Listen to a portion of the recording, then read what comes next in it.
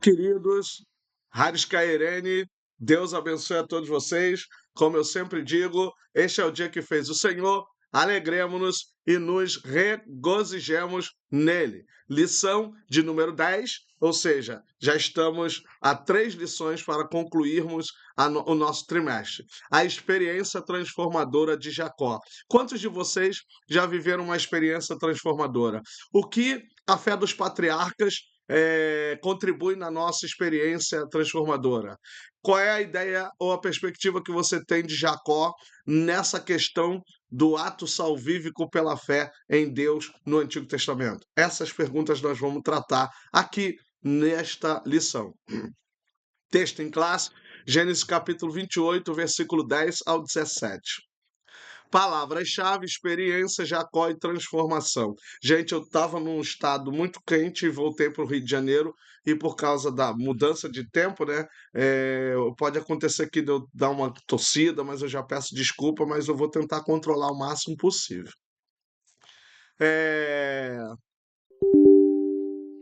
Introdução. A experiência de Jacó em Betel representa um dos momentos mais importantes de sua jornada espiritual. Até então, ele era conhecido por sua astúcia e dependência de recursos humanos para alcançar seus objetivos. Porém, em Gênesis 28, Deus se revela pessoalmente a ele e inicia um processo de transformação interior. Então, até então, ele usava os seus meios, suas técnicas, suas maneiras de agir.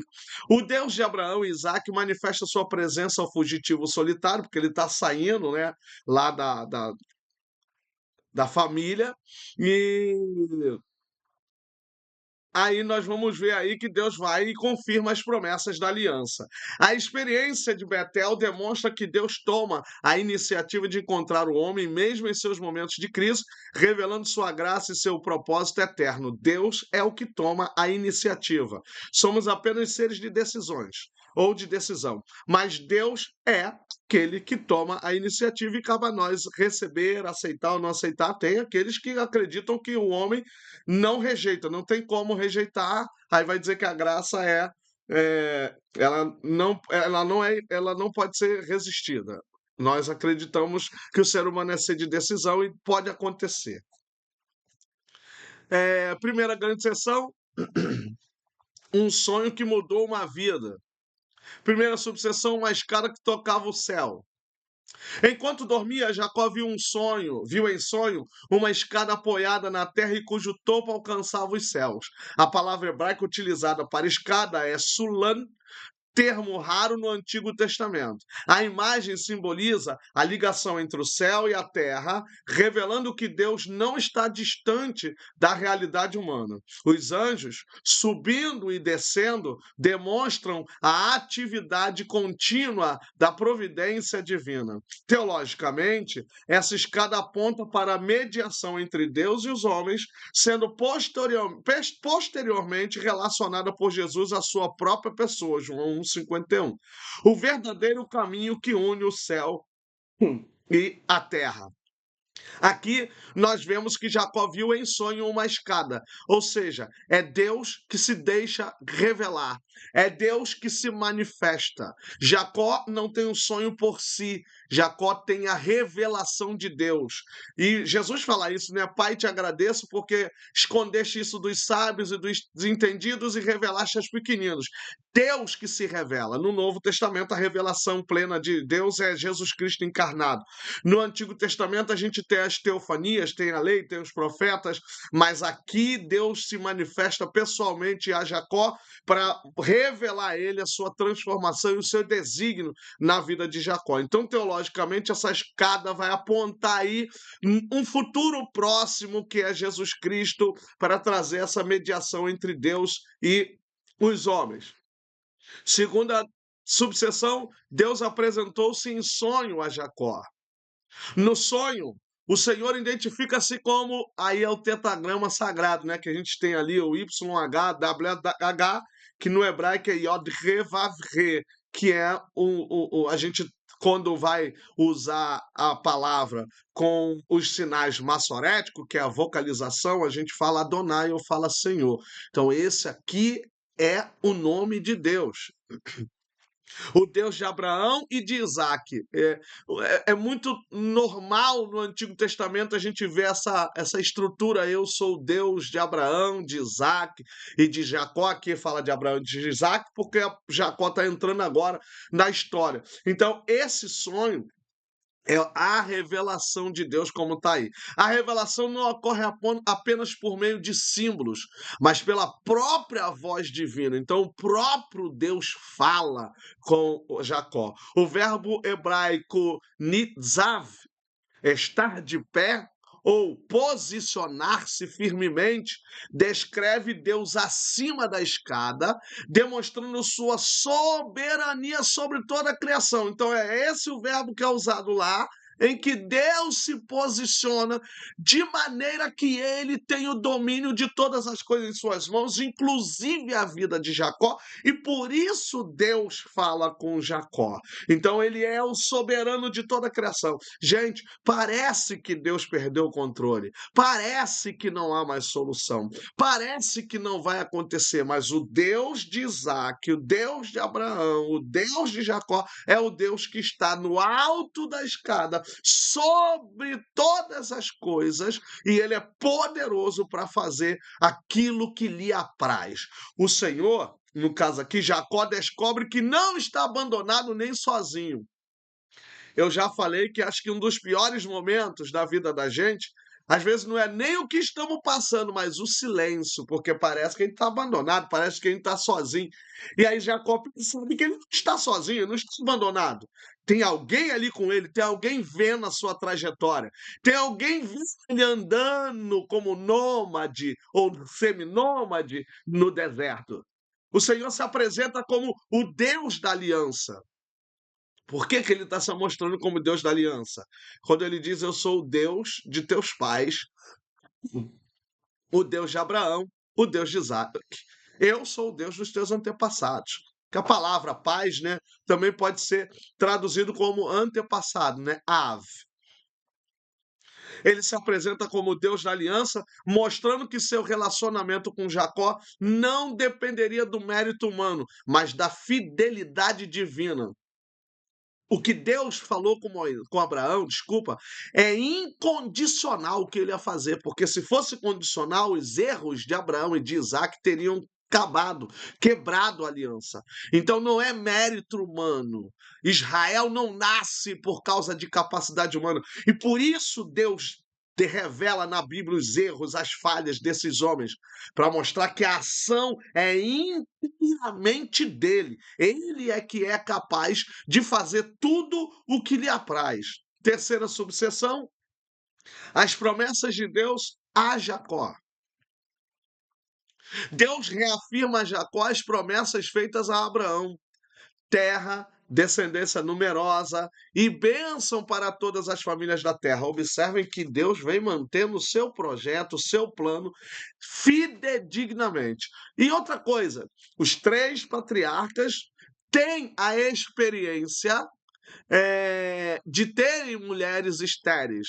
A mulher de Abraão, a mulher de Isaac e Rebeca, Sara e a Raquel, gente. Não esqueçam que quando ele casa com Lia, ali tem história de engano de Labão, aquelas coisas todas, mas a esposa de Isaac, que ele amava realmente, era Raquel, e ela era estéril, e Deus foi lá e deu a vida de José. Na verdade, o que nós deveríamos estudar era sobre a pessoa de José, gente. Tudo bem que né, Jesus nasce de Judá, mas se vocês olharem para toda a perspectiva, por que que José é levado seus ossos para a terra prometida? Então, a pessoa de José também é muito importante. Agora, é claro, Jesus vai nascer de Judá, porque você tem Rubem perdendo a primogenitura, você tem o outro irmão lá que vai fazer junto com o outro irmão aquela desgraceira naquela família por causa do estupro de sua irmã, e aí você tem logo depois José, né? Então a gente tem todo esse processo. Então Deus reafirma a promessa a Jacó, as promessas feitas a Abraão, e aí você tem mais uma vez, ó terra, descendência numerosa, bênção para todas as famílias da terra, que é o que está lá em Gênesis 12. Destaca-se a expressão hebraica Verine, Anohi e Mar. Eis que eu estou contigo. Olha, Deus está falando com Jacó. Eis que estou contigo, Verine, aqui tem a conjunção Vav, e Rinene, Rine, é, Anohi é o pronome de primeira pessoa, eu, e Imarra, que é a preposição in, mais sufixo pronominal de segunda pessoa, né? Contigo ou com você.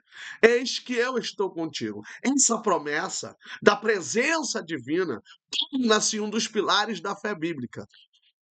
O Senhor também promete guardar, chamar Jacó em todos os seus caminhos e trazê-lo de volta à terra prometida. Então ele está indo embora, porque acontece aquilo tudo, né, entre Esaú e Jacó, ele está indo embora, e Deus está falando com ele: eis que eu estou contigo nas andanças no deserto, nas andanças do vale da sombra da morte, nas andanças das adversidades, Deus está conosco. E ele promete guardar, proteger, livrar. A presença de Deus traz essa garantia.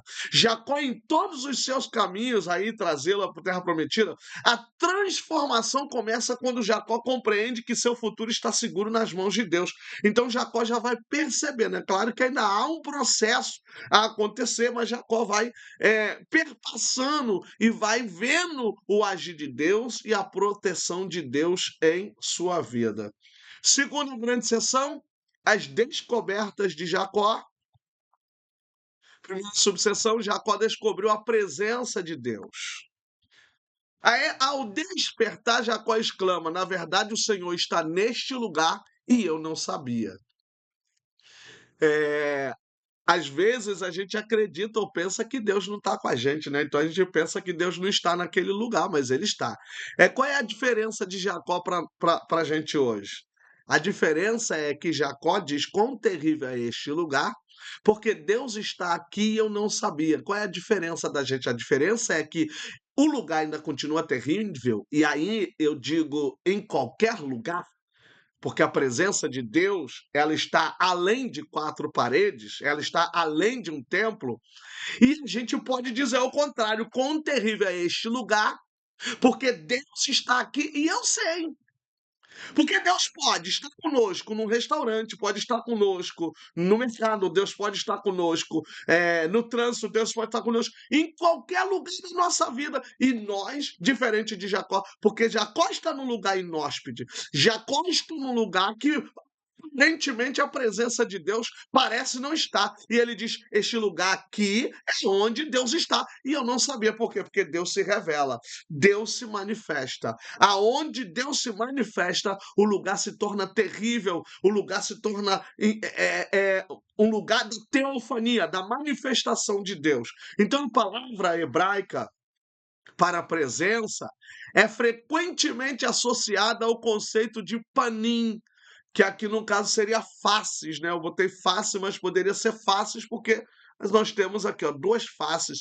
Aí geralmente, ó, panim panerra, faces de, indicando a proximidade pessoal de Deus.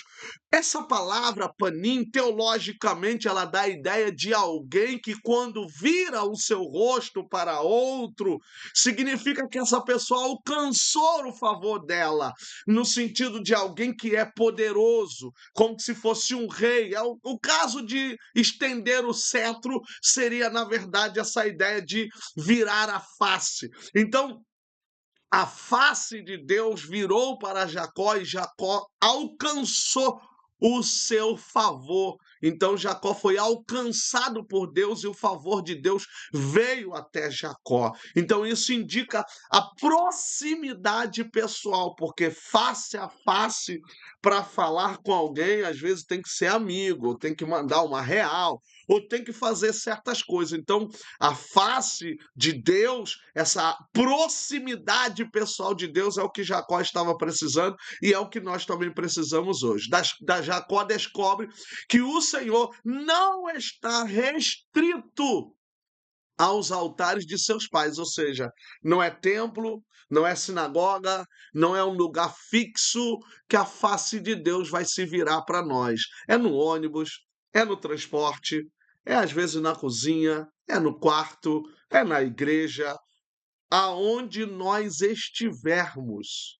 Porque aonde nós estamos, nós já carregamos a presença de Deus. É claro, gente, que o contexto é diferente do que nós temos hoje. Eles lá não tinham a ideia de que o Espírito Santo habitava nele. Nós hoje temos, nós somos o templo do Espírito Santo. Então, como templo do Espírito Santo, aonde nós estivermos, o Espírito Santo estará conosco. Então, o camarada está num lugar que é inóspede, é um deserto, ele está num lugar que não tem vida, entre aspas, e de repente Deus se revela.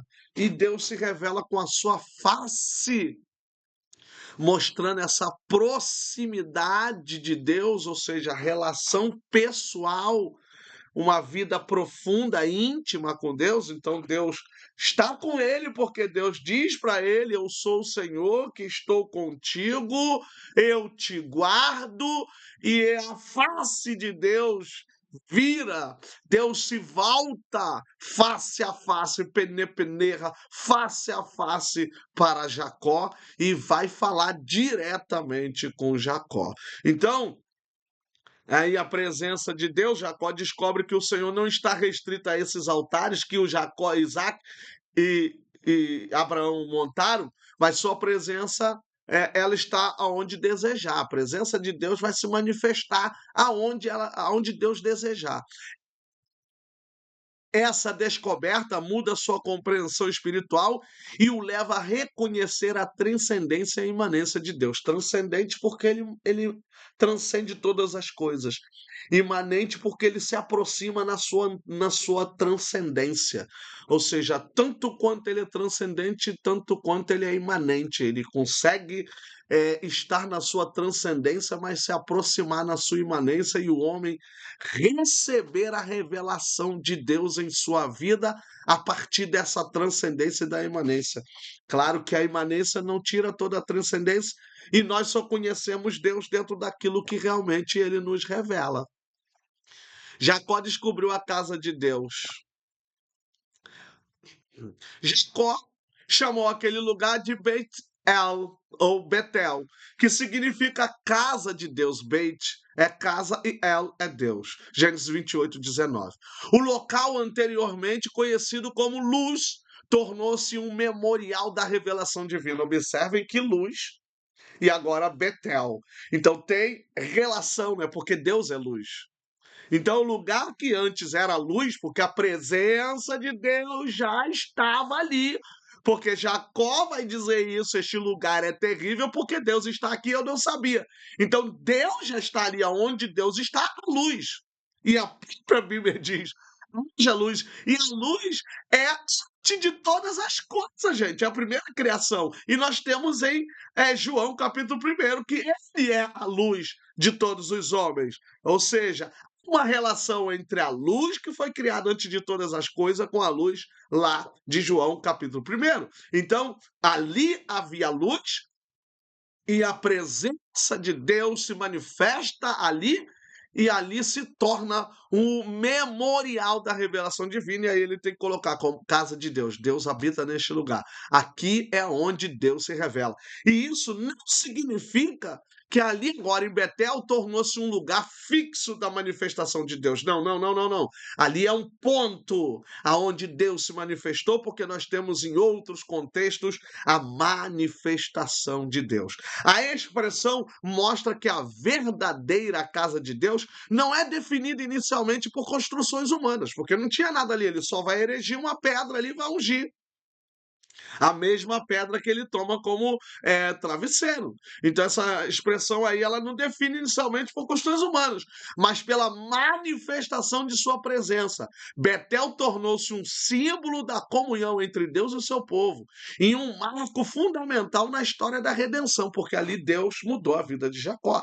Ali Deus entrou com providência. E claro que Israel é o centro de toda a questão salvífica, do plano salvífico de Deus. Tanto é que Paulo vai dizer que o primeiro dos judeus e depois dos gregos. Terceira subseção, Jacó descobriu a porta dos céus. Assombrado pela visão, que até eu ficaria, né? Jacó declara: esta é a porta dos céus. A palavra porta, sha'ar, que indica a entrada ou acesso,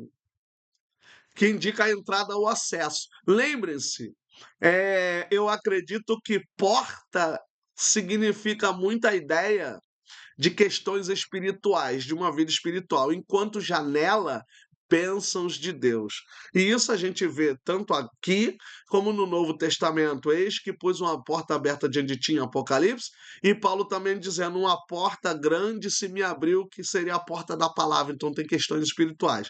E janela, quando fala de janela, não necessariamente todo o texto, mas simbolicamente, você tem Malaquias que diz, né, prazer e prova de mim, que abrirei as janelas dos céus. Então você vê que ali são bênçãos materiais, bênçãos que advêm da gente estar numa vida também espiritual. Claro que toda bênção material, ela depende dessa entrada nessa porta que é a vida espiritual. Então Jacó, ele vai ver que no mundo espiritual ali aquela porta era o acesso para a transformação, o acesso para toda a presença de Deus.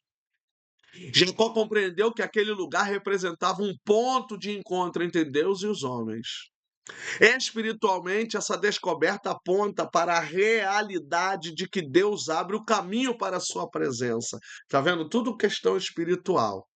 Cristo é apresentado como a porta em João capítulo 10. Eu sou a porta, quem entrar, você pode entrar e sair e sempre vai encontrar pastagem, através de quem os homens têm acesso ao Pai. Então você vê que muda radicalmente a vida da pessoa quando entra dessa porta. Então ela vai ter uma experiência transformadora, é o que aconteceu na vida de Jacó.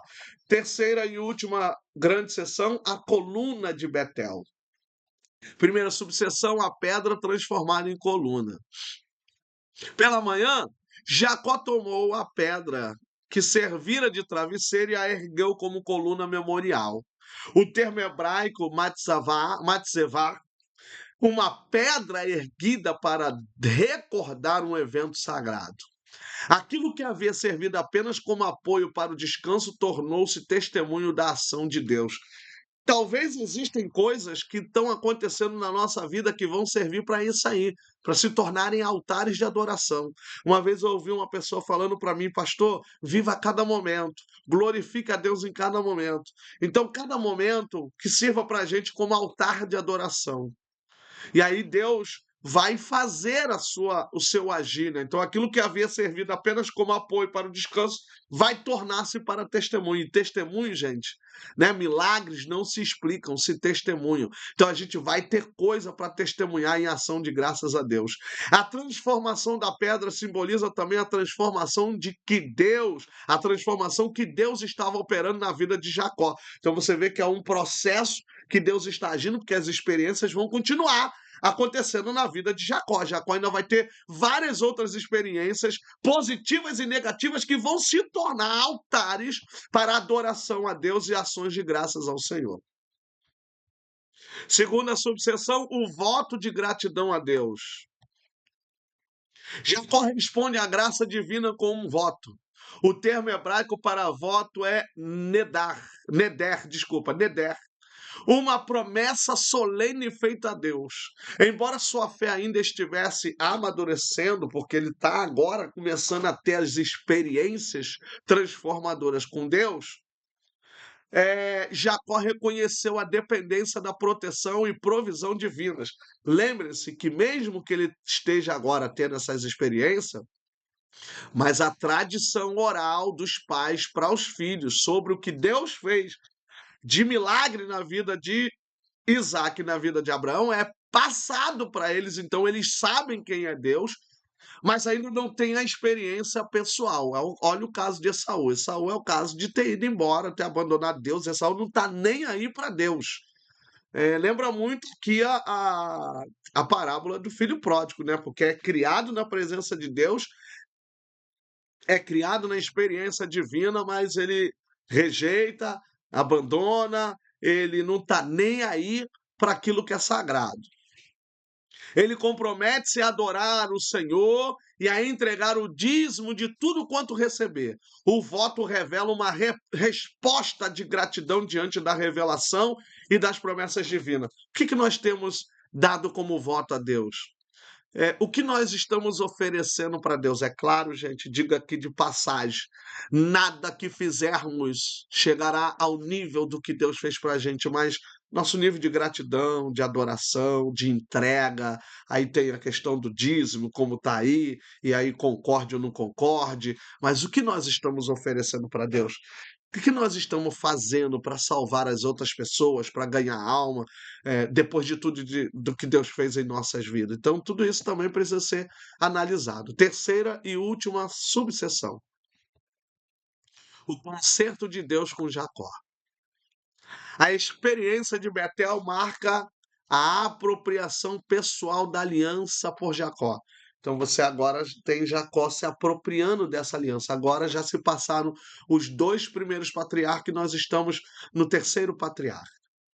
A palavra frequentemente utilizada para aliança é berit, que significa pacto ou concerto.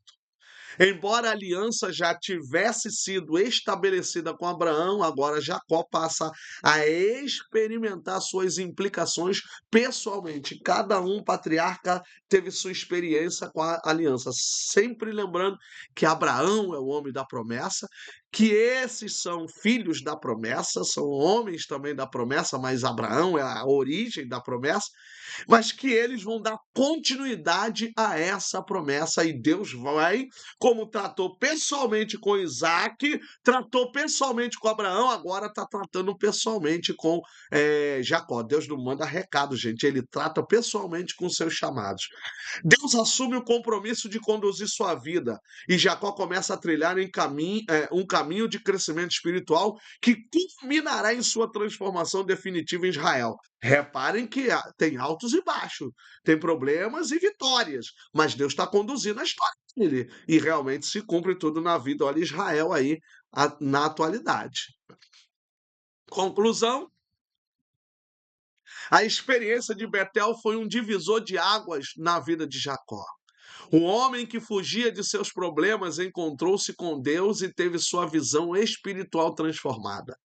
A escada, a presença divina, as promessas da aliança e a coluna memorial mostram que Deus age na história humana para revelar sua graça e seu propósito. Assim como Jacó, todo crente necessita de uma experiência genuína com o Senhor, capaz de transformar sua percepção, fortalecer sua fé e direcionar sua caminhada segundo a vontade divina. Que Deus venha realmente proporcionar a cada um de nós essa experiência da sua presença em nossas vidas, a capacidade de nós conseguirmos enxergar Deus em nossas vidas. Que o Senhor esteja na vida de cada um de vocês. Até a próxima aula. Deus abençoe. Siga, compartilhe, dê um like, curta, envie para os seus amigos e vamos seguindo, porque a próxima lição está logo ali. Um abraço, Haris Cairé.